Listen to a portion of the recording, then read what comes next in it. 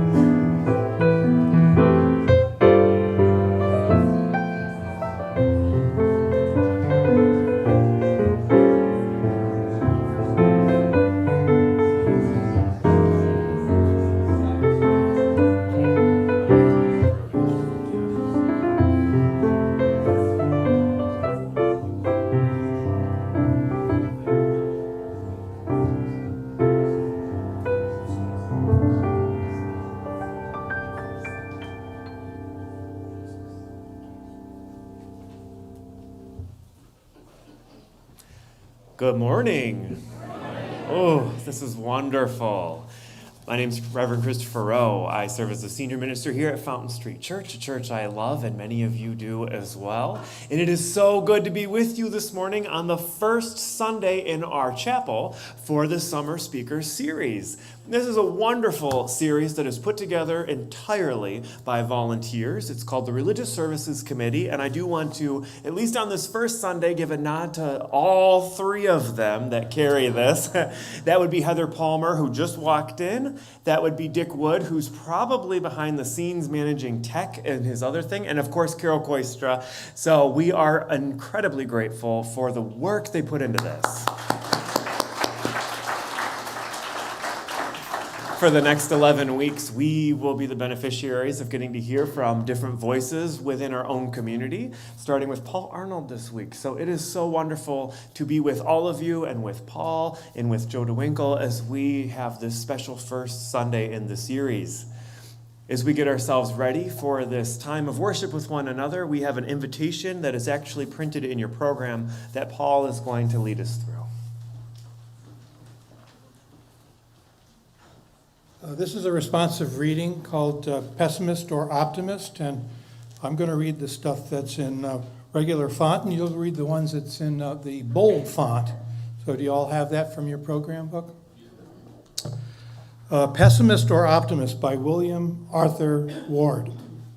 The pessimist finds fault. The pessimist seeks sympathy. The pessimist criticizes circumstances. The optimist changes conditions. The pessimist complains about the apple seeds. The optimist plants them. The pessimist imagines impending peril. The optimist sees signs of prosperity. The pessimist disparages. The optimist encourages. The pessimist creates loneliness. The pessimist nibbles at the negative. The optimist is nourished by the positive.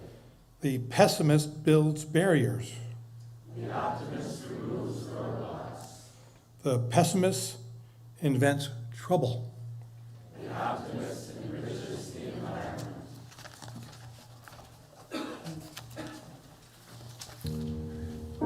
All right.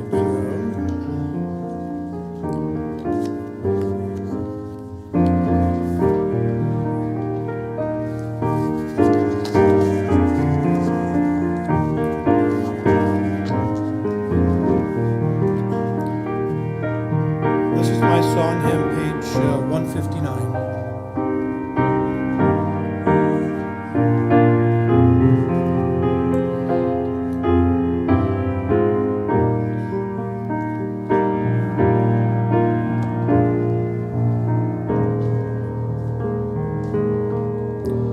This is my song, O God of all the nations.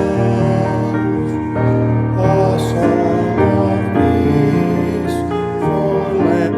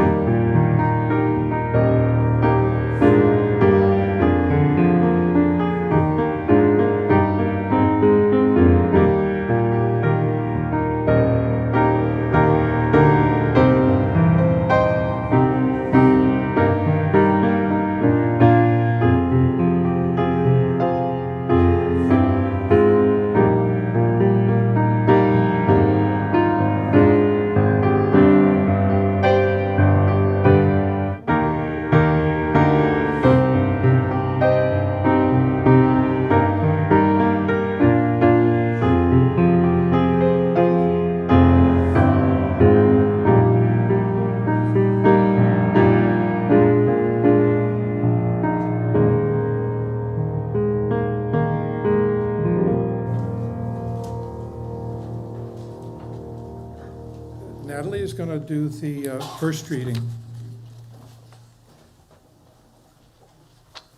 Good morning, everyone. How are you doing?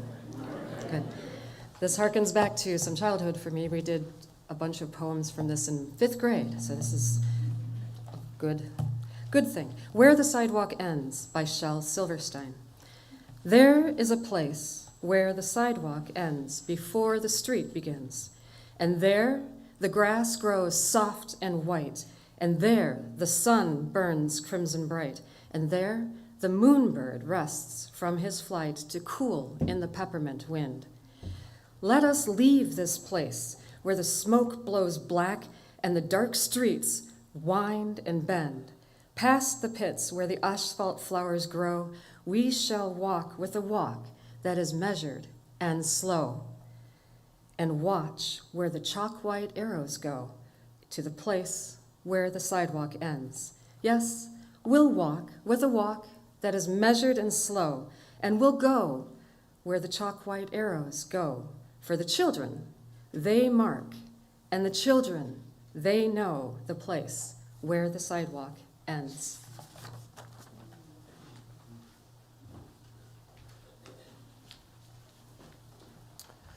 So yesterday marked 1 year since the Supreme Court's ruling on Dobbs. And we know that history and that current event really quite intimately here at Fountain Street Church. And we also know that from that comes this deep and sacred tension of both pessimism and optimism. We know that that was a deeply troubling time for many folks in our congregation and beyond these walls. But it was also a time of hope and optimism and mobilization and change, especially in this state that we share, Michigan.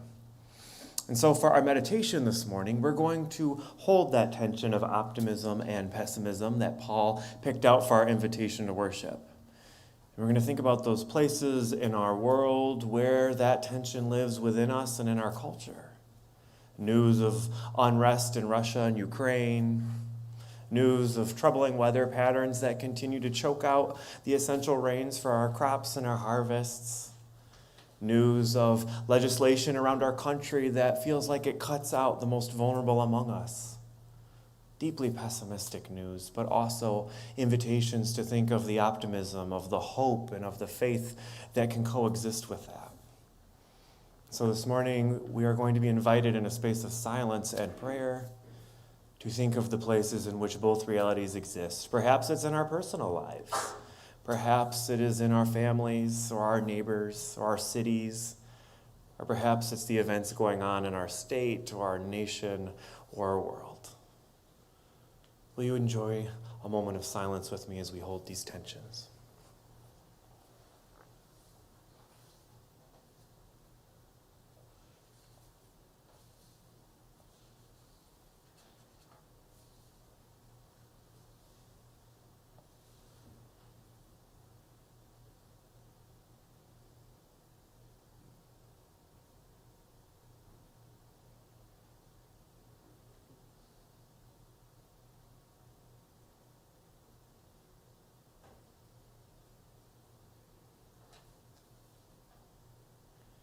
Spirit of love and light, faith and hope,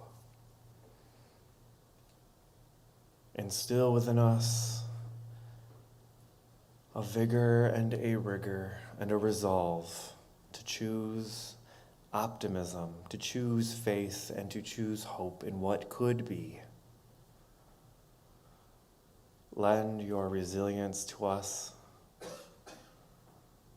as we perceive the ailments and the troubles of this world, not with pessimism, but with optimism, knowing that there can be more than one truth at one time. Give us the strength to spread love freely and to hope without limits. Amen. We have a rich tradition here of the offering going out into the social action and social justice of our community and our world. 50% of the plate goes directly beyond these walls into grants and into programs that support our neighbors, that support organizations that support us, that support the ongoing efforts and the missions and visions that we care about for a more loving and just world. And so in the spirit of love and in the spirit of hope and in the spirit of optimism that our gifts can make a difference, our offering will now most graciously be received.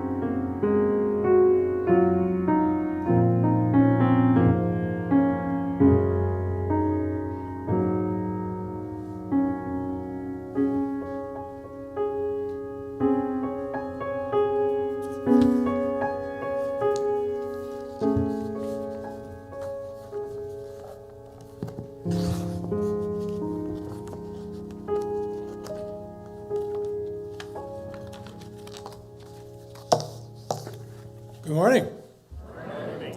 I should say good morning, good people, because the title of my sermon is For Goodness Sakes, so that seems like an appropriate greeting.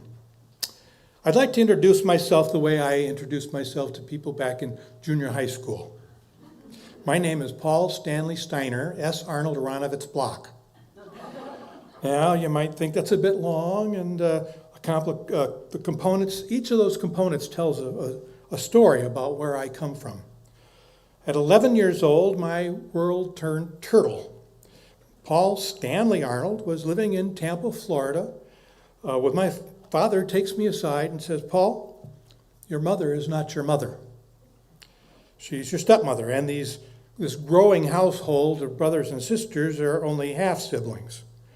Your aunt and your cousins up in Chicago are closer to you in relation than we led you to originally believe.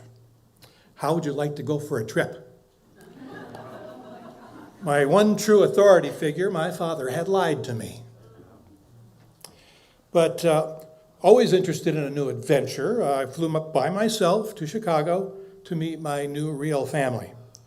The first person who greeted me at the airport was a beautiful woman who gave me a big hug. Boy, did I have a beautiful mother. Well, that was my 15-year-old sister. What did I know? Anyway, so I met my actual mother soon after. Her name was Elaine Steiner Block. So that's where the Steiner and the Block come into my name. The Stanley, which was my middle name, how I knew it, was a hoax. It was supposed to be Steiner. So, had I been born 6 years earlier, my last name would have been Aronovitz. My father, who was mustered out of the Army Air Corps in 1945, was slated to be commissioned as a lieutenant as a reward for his 4 years of service on the front line. But his new CO told him, I'm not going to promote no damn kike, so you lose, fella. So then my father decided to change his last name from Aronovitz to Arnold, with the idea that he might be more successful in business and probably suffer fewer the indignities that he might have otherwise. I've always wanted to change my name back to Aronovitz. I've mentioned it a couple of times, but the miracle that is my partner in life says she's already changed her name once and she's not going to do it again. Both of my families were 100% Jewish. We attended synagogue occasionally on Friday nights, but my father, being the artist bohemian type, also took us to the Unitarian Church on Sunday mornings, as well as the nudist camp on Sunday afternoons. I'm convinced those two organizations are somehow connected. So, yes, I was a humanist naturalist Jew. I had a bar mitzvah, fully clothed, at 13, where I gave a 40-minute speech in both Hebrew and English. I was a real character builder until today. Another major experience came 2 years later when I met this really cute non-Jewish girl at summer camp. 6 years later, and about 50 years ago today, 3 years from now actually, 3 weeks from now, we will officially be a mixed marriage. Thus, I abandoned my Hebrew tribe folk, but at the same time, I was diversifying the gene pool. The authority of the Torah, not unlike the truth of my father, was not to be trusted in my mind. Over time, I started embracing a new belief system that was different from my Jewish ancestors, as well as my wife's Christian roots. One that fully explained to me most everything about life on earth, where we really came from, and how we went from being hunter-gatherers to this globalized world order. And also how we acquired the rules of being decent human beings, the moral code. My understanding of religion is that it implies the worship of a supernatural power. My belief was in a purely natural power, the superpower of evolution. To me, evolution explained not just why we have opposable thumbs, but why we have traffic lights. It explains not only how birds can fly, but how humans could do that now too, all the way to Mars someday soon. It is for goodness sake that humankind evolved the way that we are. It was for goodness sakes that people are living longer, exercising more control of their lives, experiencing more justice and fairness, and committing fewer acts of violence. What do we mean by goodness? A universal definition would arise from nature. Good is that which enables the long-term survival of life. It is the universal absence of selfishness, misery, evil, premature death, on and on. Now, here is a bold statement that many politicians and media sources, and possibly a lot of you, would argue against. We are living in the best time in all of history to be a human on this earth. And it's going to get even better. But don't take my word for it. Elon Musk said there's no better time to be alive. Those who think that the past is better have not read enough history. According to Bill Gates, the world is getting better, even if it doesn't always feel that way. Babies born today are the luckiest crop in history, says Warren Buffett. Capitalism and the country's growing wealth help make this the best time to be alive. Well, of course, these guys are filthy rich, so I'm sure they think it's the best time for them. But, well, you're about to ask, this can't be true. What about crime, discrimination, Somalia, Ukraine, Haiti, global warming? Artificial intelligence is going to take over the world. Yes, all terrible things that need our attention. Indeed, problems that need to be solved. What I'm proposing for you at this moment in time is to take in the big picture. Take the long view. Look at where we are today compared to where we were yesterday and in the ancient past. And then extrapolate that trajectory into the future. We are far ahead as a more civilized world where more people are able to reach their full potential. As it is said in the good book, that is the Reader's Digest. Nothing is more responsible for the good old days than a bad memory. Goodness is on the rise, and the conservative desire to put the brakes on, or worse yet, to put it in reverse, goes against the natural and inevitable process of evolution. As Martin Luther King liked to quote, the arc of the moral universe is long, but it bends towards justice. And a just and fair world is a good world, where more and more people can really pursue life, liberty, and the pursuit of happiness. So bear in mind while I spew a few statistics and hopefully get this PowerPoint thing to work. It works. Oh, it's not very big though. Let's talk about life. From the earliest of times up until the 1800s, you can see that line, the red line going straight across, starts off at 300 BCE and goes to 1800. All that time, nearly half of all babies born were going to die before they were 15. Can you imagine having children and knowing that half of them are going to die? Until 1800. By 2020, that rate worldwide was down to 4.3%. We've gone from 50% to 4.3%. Life expectancy has gone from less than 30 years old in Roman times to almost 80 today. A few blips along the way. I think the one I pointed out in 1950-something is probably the Cultural Revolution, little dip there. COVID-19 and the opioid crisis may have had something to do with the life expectancy in the most recent times. But overall, if you look at the curve, life expectancy is only going to grow. The chances of dying in war since World War II has declined precipitously.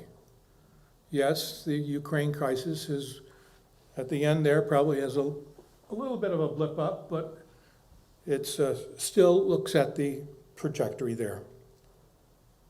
Murder. Let's talk about the United Nations. Precisely 0 United Nations members since the inception of that organization have been wiped off the face of the map. This world organization is having a positive effect. Now let's talk about murder. Back in the earlier times, medieval or before 1650, the murder rate was like 50 out of every 100,000. Through the Middle Ages, it was 30 out of every 100,000 in the 1700s, 20 by the 1800s, 10 by 1900, and worldwide today it's less than 6 out of every 100,000. We are living in a less violent world. As in 2011, the psychologist Steven Pinker published The Better Angels of Our Nature, a best-selling book, with this bold thesis. Almost every form of violence, including war, was on the decline. Thanks to the spread of Enlightenment values, Pinker argued, humans had become more peaceful and less bloodthirsty. 200 years ago, 94% of the world's population lived in abject poverty. 200 years ago. Today, it's 9.6% of the world live in poverty. This increase in prosperity has led to an explosion of population, indeed. We're going to be up to, or we're actually past 8 billion, which is putting pressure on the planet. But that is expected to level off and start declining by the year 2100 as the underdeveloped populations of the world begin to prosper. The bad news is that there will be fewer young people to take care of us old folks. But the good news is we'll have automation for that. Let's talk liberty. This is a bit of a complicated chart here, but back in 1800, there were basically 0 countries that had a democracy. By 2022, 75% of all people lived in countries where people can vote. there's a bit of a, how do you define a democracy? There's various levels of democracy. Obviously, in some places, yes, you can vote, but there's not a lot of choices, and they don't have the same kinds of checks and balances and freedoms that make it really meaningful. But still, there's this growing trend for democracy. The countries that don't have it will get there eventually. Let's talk about happiness. Literacy, back in 1800, the literacy rate in the world was 13%. Today, almost 90% of every human on Earth over 15 years old can read. Quite a trajectory. IQ scores. The Flynn effect has been proven that every 10 years, IQ scores increase by 3%. That's a 30% increase in the last 100 years. Human rights are improving significantly. When my mother and stepmother were born, women had just gotten the right to vote. I was in high school when it became legal for mixed race couples to marry in every state.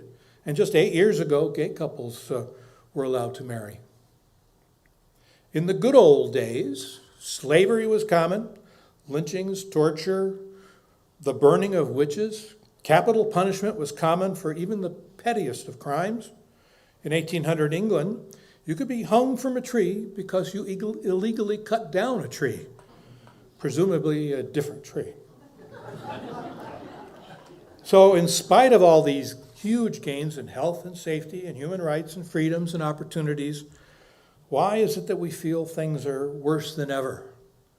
Why so glum? Why so pessimistic? Well, I got a few reasons. This is an interesting article in the Onion magazine. The news media sells more subscriptions by selling more bad news. The satirical Onion ran this piece, and it's more truth than fiction, I think. Politicians get more votes by putting fear into people's heads. American carnage. I'll make America great again, ... by rolling back progress of all these years. Nonprofit organizations working toward progress get more traction in their fundraising by emphasizing the progress that we haven't made. Back in today, there are fewer than 19 cases of polio in the world. So the American Polio Society isn't getting very many donations. Another reason, anecdotal evidence weighs more on people's mind than statistical evidence. A fatal crash on I-94 has more weight than knowing that you are 3 times safer in a car today than you were 30 years ago, even with more cars on the road. COVID-19 has had a huge impact on our psyche and our ability to be optimistic recently. It also has set us back in real terms with a slight uptick in violent crimes, but no doubt that downward trend will resume its trajectory over time. The graph is rarely smooth unless you take the long view, you zoom out. But you progressives probably would like to ask me, isn't it more effective to motivate positive change by being pessimistic, by highlighting worst case scenarios? The end of civilization as we know it is nigh if we don't do this or that.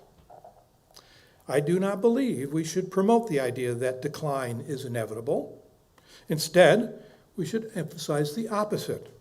Based on historical evidence, positive progress is inevitable. One unintended consequence of the constant alarmist messaging is the effect it has had on our mental health. It's likely one factor in our growing teen suicide rates. Instead of being ashamed of ourselves for not being perfect, we should be proud for the progress that we have made and the knowledge that we have the capability and the capacity to solve any and all problems. Climate change is certainly one of those problems, a problem that is solvable. But if we buy into the fatalistic mindset that there's nothing we can do about it, so why try, then we are in trouble. The sky is falling, so today let's eat, drink, and be merry, and keep paying people to do obsolete jobs. In spite of everything that is people are being led to believe, air pollution in the last 30 years has declined precipitously. The amount of carbon dioxide in the air is 70% today, 70% drop from where it was in 1990, 30 years. What is it? Sulfur dioxide, 92% less than it was 30 years ago. The ozone hole in the South Pole is on track to heal itself in about 20 years, thanks to international agreements that ban certain chemicals.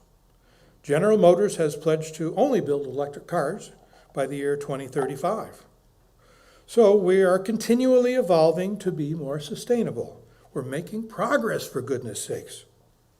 Now let me take a sidebar here by talking about what I mean by evolution. What are some of the mechanisms of evolution? I can think of 4: physical, psychological, cultural, and intellectual.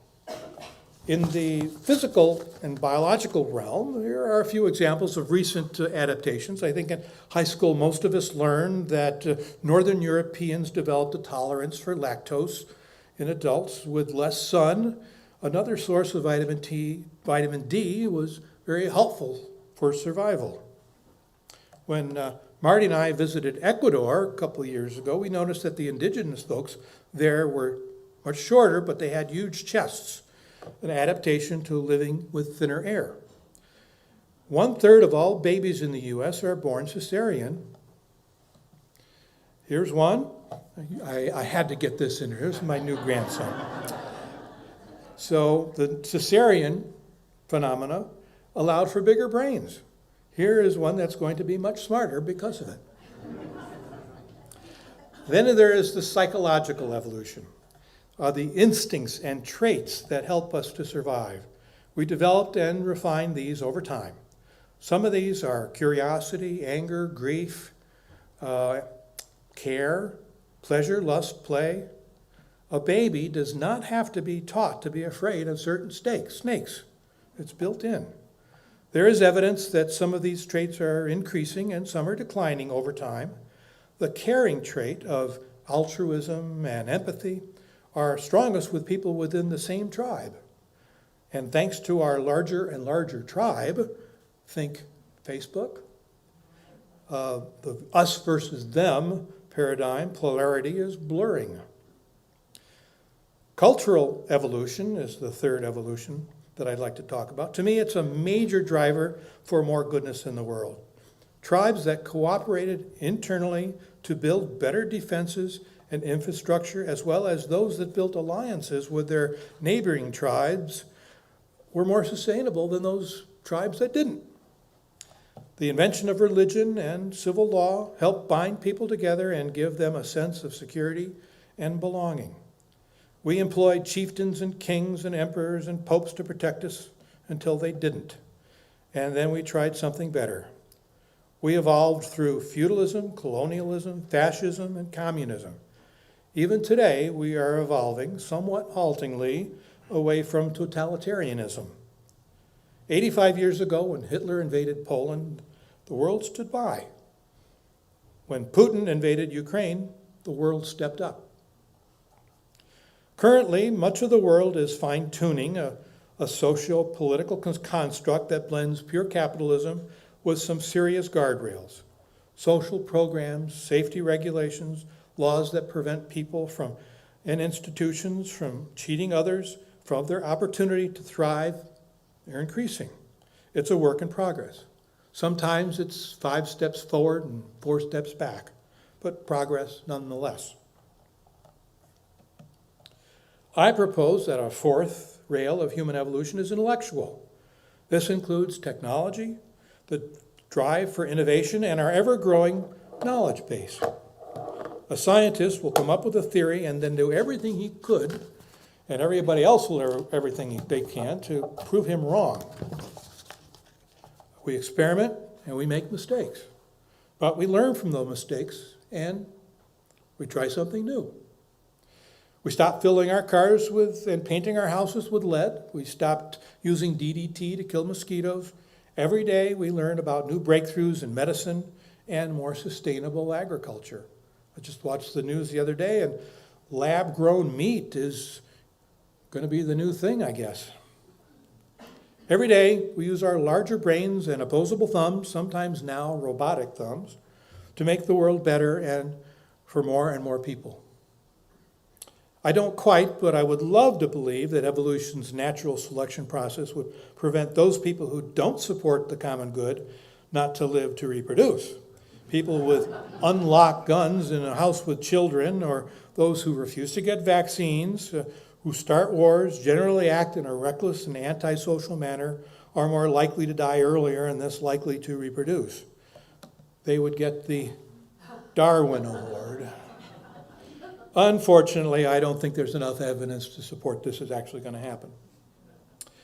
But just like all the animals in the world that have learned to adapt to their environment, people will learn to adapt to a changing environment as well. If you build your house on a rising seashore or in a forest that's likely to catch fire, you won't be living there very long. Keep burning fossil fuels and we'll all have to move to Canada to cool off. So, goodness comes from progress, from knowledge, from optimism, from cooperation, from the drive toward a more fair and equitable society. Well, how about the role of religion in the concept of goodness? Is goodness and God the same thing? Or is it a semantic device to keep a comfortable ambiguity alive for many people? Who knows? Does our moral code come from a book or a scroll or a tablet? Or, as I suspect, our conduct as a society evolved from our instinct to survive and to drive to create a better world? It comes from the instinctual and learned knowledge that if we do evil, it's more likely that evil will be done to us. The primary purpose of living in groups is to access the benefits of living in a cooperative society. Achieving shared goals is more likely if cultural moral codes are consciously and continuously being fine-tuned to increase the benefits of cooperation. Yes, the Bible and other holy books have parables and stories that are useful to illustrate moral behavior, but historically, from my interpretation of the big picture, religion has at times been more of a hindrance to innovation and problem solving than a solution. Saying something is God's will is another way of saying it's out of my hands, so I give up. But I'm not trying to diss religion. It would not have been invented by humans had it not served a useful purpose. If it gives us comfort and guidance, I'm not going to say it's wrong. I mean, hey, look at me now. I'm standing up in a church giving a sermon. This place gives me comfort and joy by allowing me to journey with a spiritual community without having to check my luggage at the ticket counter. Yes, some carry-on luggage safely stowed under the seat is okay. As you probably have inferred from this sermon, I'm not a very spiritual person. I get my meaning and purpose from facts and problem solving. I believe in the clock, not the clockmaker. I believe in humans and their capacity to evolve. But I'm not too fond of those who want to roll back the clock. As one of Fountain Streeter's former ministers, David Rankin, once wrote, "We believe in the worth and dignity of each human being. All people on earth have an equal claim to life, liberty, and justice, and no idea, ideal, or philosophy is superior to a single human life." So I'd like to thank Carol and the Religious Services Committee for trusting me this morning. Thank you to Natalie for recommending me and for doing the first reading. And thank you to Joe for the wonderful music, and to Kale for setting up all the technology for me, and the rest of the AV crew. And I'd like to thank you, Christopher, for accepting our less than perfect job offer.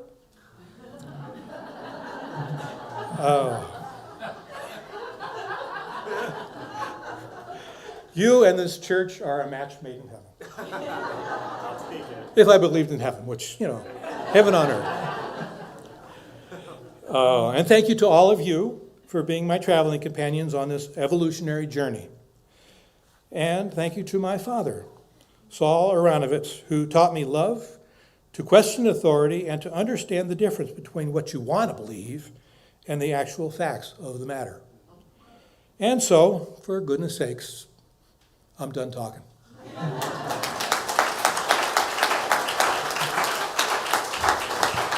We're going to do a hymnal.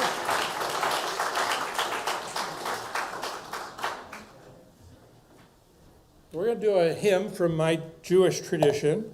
It's on page 392. And I'll sing it through once to give you an idea. The words are in a foreign language, so you might have to read carefully, but I think you'll pick it up fairly quickly. And we'll go through it a couple times, and then we're going to sing it as a round. So this is how it goes. Hine matovu manayim shever akim gam yahad. Hine matovu manayim shever akim gam yahad. Hine mato shever akim gam yahad. Hine mato shever akim. We're going to start with this side, doing the first part of it, and then we'll pick up on that side. Okay? So, you guys ready over here? Okay. Hine matovu manayim shever achim gam yahad. Hine matovu manayim shever achim gam yahad. Hine mato shever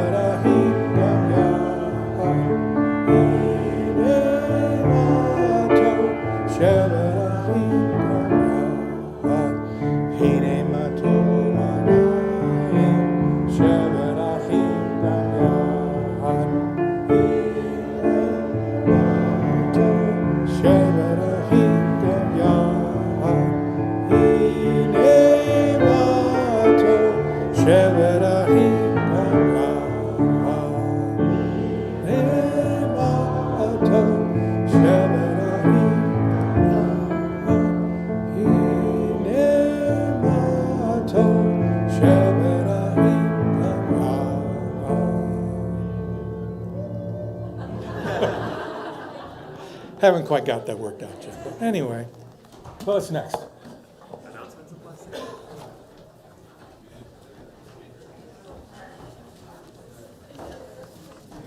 A for effort.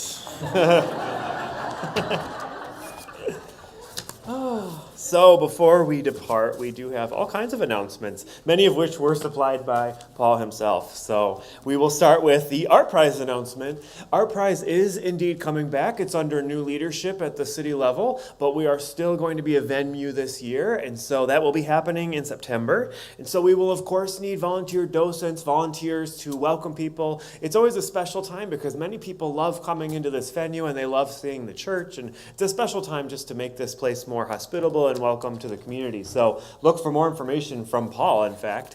In the coming weeks, they'll be in the Beat. They will also probably be in a special email to the congregation about how you can support the church during that time.